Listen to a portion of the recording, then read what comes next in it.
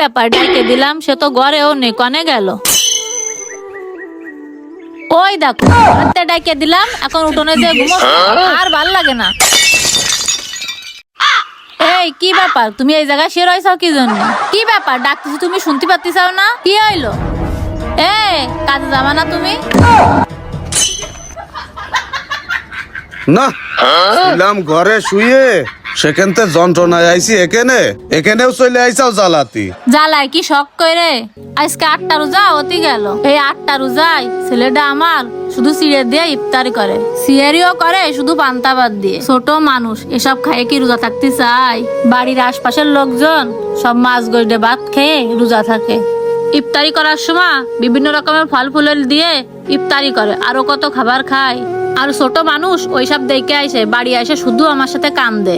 আজ 2-3 দিন কত করে কষছে গোশ দিয়ে ভাত খেয়ে রোজা থাকবে, কিন্তু আমি মা হয়েও ছেলেটার মুখে একটু গোশ দিয়ে ভাত তুলে দিতে পারলাম না। এটা যে একটা মার কাছে কতটা কষ্টের, সেটা যদি তুমি জানতে তাহলে তুমি এভাবে পড়ে পড়ে ঘুমাইতে না। এ কয়দিন যেভাবে ও পার করেছি, আজকে তো ঘরে এক মুঠো চাইলো নেই, তাই ছেলেটার মুখে দেওয়ার জন্যই রান্না করে তার সামনে দেব। রোজা মনে হচ্ছে তোমরা একাই রইছাও, আমি তো রোজা নেই, আর আমার তো কষ্ট হয় না। হ্যাঁ, তুমি যে কিভাবে রোজা থাকো তা আমার ভালো করেই জানা আছে। একক তো নামাজ তো পড়ো না, শুধু পড়ে পড়ে ঘুমো। তোমারে রোজা থাকার থেকে না থাকাই ভালো। আচ্ছা যাই হোক, ওইসব কথা তোমারে বললে লাভ নেই। তোমারে যে ডাইকে দিলাম আমি ঘুমের থেকে কাজে যাওয়ার জন্য, তো তুমি কি কাজে যাবা না, নাকি শুয়েই দিন কাটাবা? এই না, আমি কাজে যাব না। আর কাজে যাব কোন জায়গায়? আজ কয়টা দিন মাঠে বই নিড়ানোর কাজ করছিলাম, তাও এখন ডাল সিজন, কেউ ওই বই মুইও নিড়াচ্ছে না। তুমি তো আমারে বারে বারে কাজে জাতি করছাও, সে কাজ করতে গেলেও তো আমার একটা কাজ পাতি হবে। হ্যাঁ, সারা দেশের লোক কাজ পায়, শুধু তুমিই কাজ পাও না। কাজ তুমি ঠিকই পাইতে, যদি বউ ছেলে পেলে চিন্তা করা লাগতো তাহলে কাজ তুমি ঠিকই করতে। তোমার মতো আলসা লোকের সাথে আমার বাপ যে বিয়ে দিয়ে কি যে ভুল কাজ করেছে তার কি কব। আর আমি বলে তোমার সংসার করে গেলাম, আর অন্য কোনো মানুষ হলি কবে তোমার সংসারের মুখে জাটা মেরে চলে যাইতো। ওই শুরু করে দিলে, তোমার মুখ দিয়ে কি কোনো সময় একটু ভালো কথা বেরোয় না? সব সময় কি খ্যাচম্যাচ করতে হয়?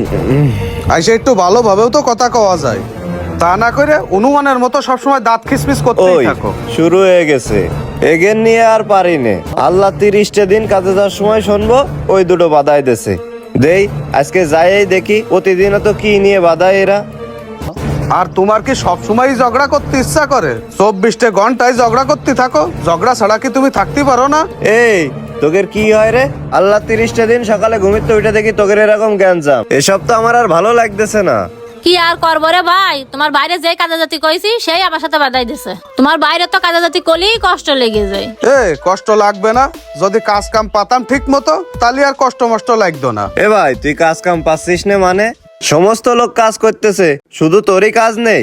কাজ আছে কিনা তুই জানিস না? মাঠে যারা কাজ করে সমস্ত লোকই তো বসে রয়েছে। মাঠের কাজ নেই তা তো আমি জানি, আমিও তো মাঠের কাজ বন্ধ দিয়ে দিব্যি রিক্সা চালাচ্ছি। তুই তো আমার মতো রিক্সাও চালাতে পারিস। কি করছিস? আমি রিক্সা চালাবো? আমি যদি রিক্সা চালাই তাহলে কি আমার মান সম্মান কিছু থাকবে না? ও, রিক্সা চালালে তোমার মান সম্মান নষ্ট হয়ে যাবে না, আর বউ ছেলে পেলে না খেয়ে থাকলে তোমার মান সম্মান নষ্ট হয় না। তাতে যে ব্যক্তির বউ ছেলে পেলে খাতি দেওয়ার গুণ নেই তার আবার মান সম্মান, ওরকম মান সম্মান থাকার থেকে না থাকাই ভালো।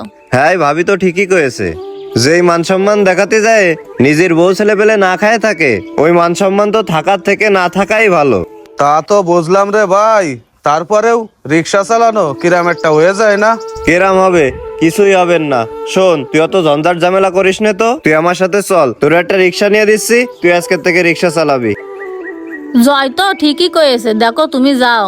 আর না কয়ে না, জয়ের সাথে যাইয়ে রিক্সা চালাইয়ে আসার সময় কটা বাজার করে নিয়ে আসে নে। আচ্ছা ঠিক আছে, রিক্সা না চালালে যখন তোমরা শুনবাই না তখন তো আমার কোনো আর উপায় নেই, রিক্সাই চালাতে হবে। আচ্ছা চল যাই। আয় তালি।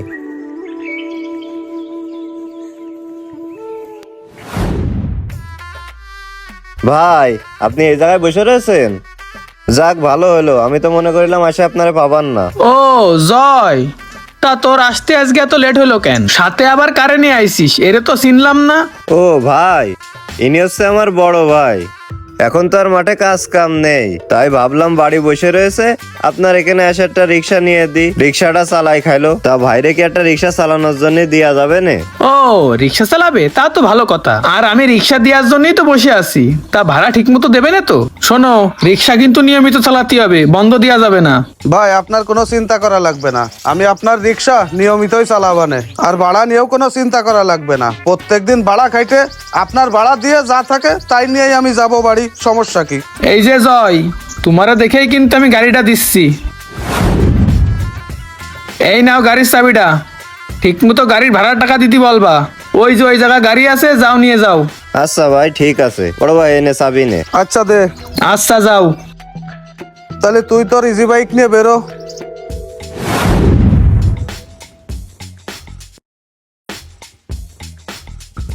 ও ভাই চলে আইছি, আপনি নামেন।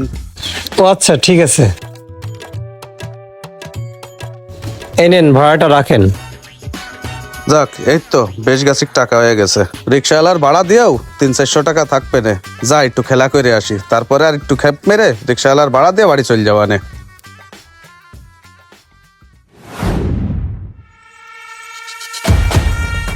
জয়, এই জয়, ও ভাই, কি হয়েছে ভাই? কি হয়েছে মানে? এদিকে আসো, তোমার সাথে আমার কথা আছে। আচ্ছা ভাই আসতেছি। কি ব্যাপার ভাই, আপনি তো কোনো সময় আমার সাথে এরকম ব্যবহার করেন না, হঠাৎ করে এসে আমার সাথে এরকম খারাপ ব্যবহার করতেছেন কেন? খারাপ ব্যবহার করবো না? তুই যে তোর ভাইরে সকালে নিয়ে যায় আমার কাছে যায় রিক্সাটা নিয়ে আসলি, আর এই যে ইফতারির টাইম হতে গেল, তোর ভাই তো এখনো যায় আমার রিক্সাটা দিয়ে আসলো না। আমার কি ইফতারি করা লাগবে না? বাড়ি ঘরে যাওয়া লাগবে না? কি করছেন আপনি? ভাই এখনো রিক্সা জমা দেয়নি। আচ্ছা চলেন দিনই তাহলে একটু যায় দেখে আসি ও বাড়ি আছে কিনা। চল তাড়াতাড়ি চল। ভাবি, ও ভাবি, এই যে, কই আপনি? ও জয়, তুমি কি হয়েছে জয়?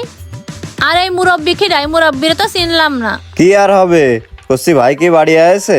এই লোকটা হচ্ছে সকালবেলা বাইরে যে গ্যারেজেতে রিক্সা নিয়ে দিলাম সেই গ্যারেজের মহাজন। রিক্সার মহাজন? তা তো বুঝলাম, তা ইনি আমাদের বাড়ি কেন? উনি আয়েছে বাইরে, তো সকালবেলা ওনার গ্যারেজেতে রিক্সা নিয়ে দিলাম, এখন তো সন্ধ্যে হতে গেল, এখনো বাইরের কোনো খোঁজ নেই। ওই লোকটা কি ইফতারি করতে যাবে না? গ্যারেজটা বন্ধ করে তো ইফতারি করতে যাবে, আর সেই লোকটার কোনো খোঁজই নেই। আর এদিকে এই লোকটা বাড়িও যেতে পারতেছে না। ওই যে তোমার ভাই এসে, তোমার ভাইয়ের কাছে শোনো। কিরে ভাই, তুই সারাদিন কনে ছিলি? আর সন্ধ্যে হতে যাচ্ছে এখনো রিক্সাটাও জমা দিসনি, কারণটা কি? কিরে তুই কথা করছিস না কেন? কি হয়েছে, তুমি কথা করছাও না কেন? জয় কি বলতেছে তুমি শুনতে পাচ্ছিসাও না? তুমি যে রিক্সা চালাতে গিয়েছিলে সে রিক্সা কই? আর রিক্সা জমা দাওনি কেন এখনো? না আসলে ওর কাছে কি জিজ্ঞেস করতে চাও? ওর কি কর মুখ আছে? আমি করছি শোনো, আমার কাছ থেকে রিক্সা নিয়ে 1-2 ঘন্টা রিক্সা চালাইছে, যেই কয়টা টাকা হয়েছে ওই টাকা নিয়ে গেছে জুয়ো খেলতি, যেই হাইরে গেছে আমার রিক্সাটা বন্ধক দিয়েও জুয়ো খেলেছে। কিরে বড় ভাই, ভাই কি করছে? তুই আজকেও আবার জুয়োয় বসিলি? না রে মনি, আসলে ওরে আল্লাহ রে আল্লাহ, আমিও কোন জোখরের হাতে পড়েছি। ও জয়, তোমার ভাই কি কোনোদিনও ভালো হবে না? আর তুমি কি করে পারলে আজকে আবার জুয়ো খেলতি? তোমার কোনো বিবেক আছে? ঘরে একটা বাজার ঘাটও নেই, এটা আমার রোজা রয়েছে। তুমি যেই 2 টাকা ইনকাম করে চাও তাই নিয়ে চলে গেছাও জুয়ো খেলতি। তোমার এই জুয়ো খেলা কি কোনোদিন বন্ধ হবে না? সকালবেলায় কত বুঝাই শুনে কাজে পাঠালাম, যেই 2 টাকা ইনকাম করেছে সেই যায় জুয়োয় বয়েছে। এই জুয়োখর কোনোদিনও ভালো হবে না, ওর কাছে টাকা গেলেই ও জুয়ো খেলে। আমি চিন্তা করেছি আমি এই জুয়োখরের সংসার আর করবো না। তুমি যেন আমার ঠেকাতে আইসে না, আমি আজকেই বাপের বাড়ি চলে যাবো। দেখেছিস, আজকে এই তো জুয়ো খেলার জন্য তোর সংসারে এত অশান্তি, তাও তুই ভালো হলি নে। তোর যা ভালো লাগে তুই তাই কর, তোরে আর কিছু কব না।